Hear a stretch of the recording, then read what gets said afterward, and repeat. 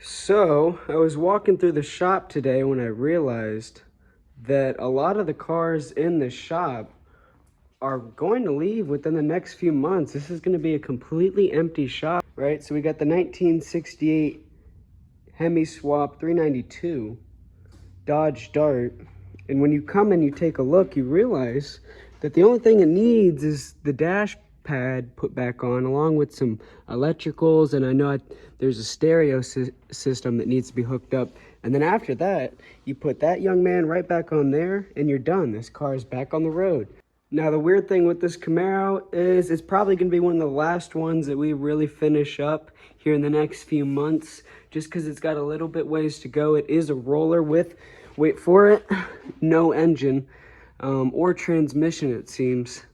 And so this one's going to stay here for a while. Chances are this one will end up leaving. If you look for it on the road, you might hear it. We got Xavier's Mustang. So the story is he just went to Illinois to the Mustang Car Club, right? Yeah. There was a 60th anniversary? Yep. Yep. And so how'd the Mustang do? I did awesome on the way there. I had no issues. Then 40 minutes back, close to Lincoln, my car started overheating. Wouldn't it be fun to rebuild the engine? No, the timing on these suck. Like I was saying, the 65 Mustang right here, it's got a 302. The engine's already in. We got most of the components coming in. Most of the wiring is at least set in and hooked up. It's really only the interior that has any time left here at Muscle Car. We'll give it a light buff and polish on the, it's already been buffed and polished, but it's sat for a second. People have worked on it, so we'll kind of shine it over one more time.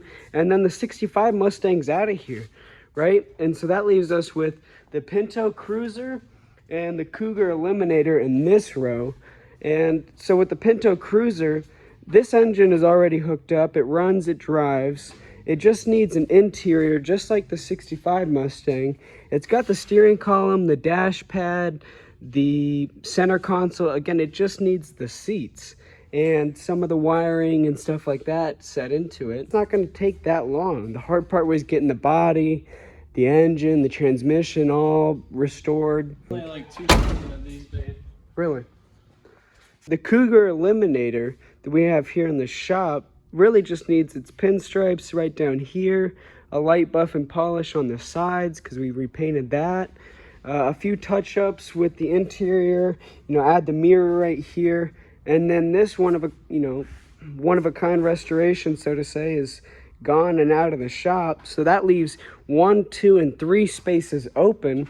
We got the SEMA Camaro Cutlass combination up here. It's going to be sitting up there for a while. The big ordeal, so it's taking time. So when you think about it, that's going to end up staying here.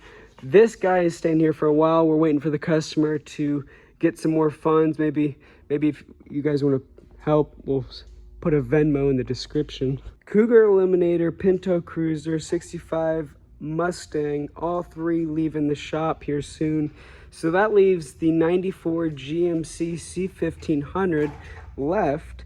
And as you can see, it really just needs its front clip, some few engine, attachments, some liquids, things like that. The fenders, the hood, the front bumper, the grille, a buff and polish on most of the body.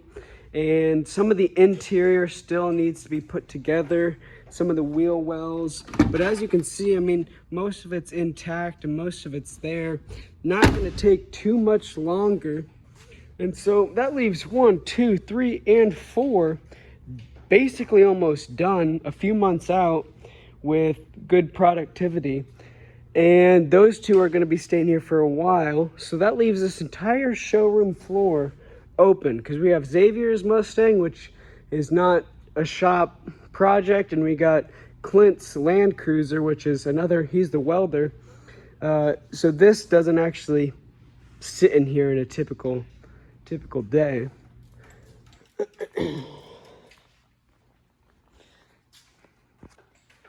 Then you got the 79 F-150, which we got 2 or 3 guys working on it right now. The frame just got painted, and the body, I don't even know where the body is. And in regards to the 94 GMC, we got the hood And the fender back here, it's already been wet sanded and polished. So we're just keeping that safe. The other fender's over there. And we got the 65 Mustang hood going right there. Here's the motor for the 79 F-150. We're just touching it up.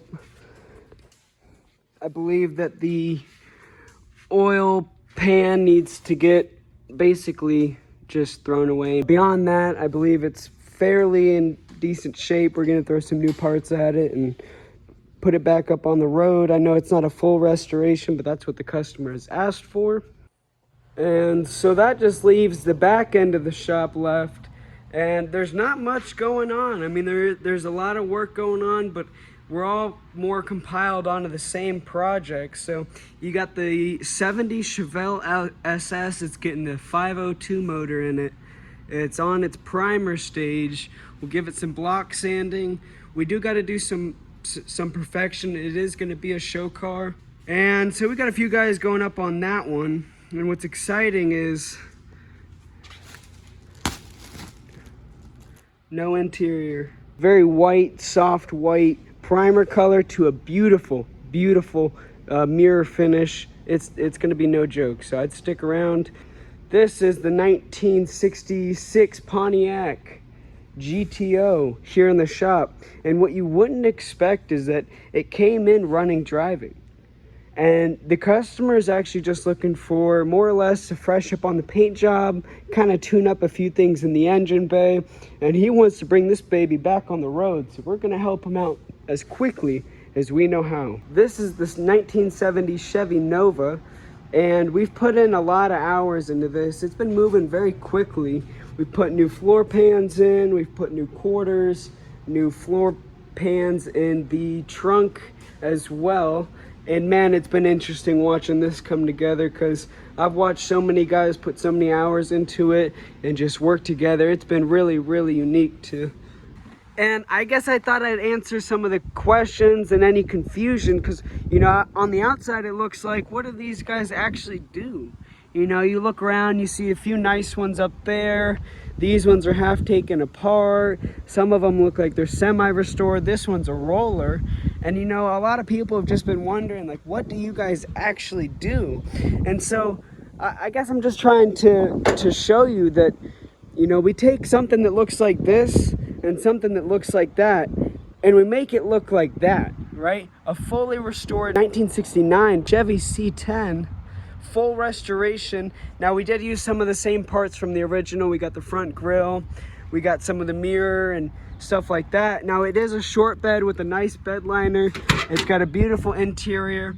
And so a lot of our projects end up leaving the shop just like this, all the way around.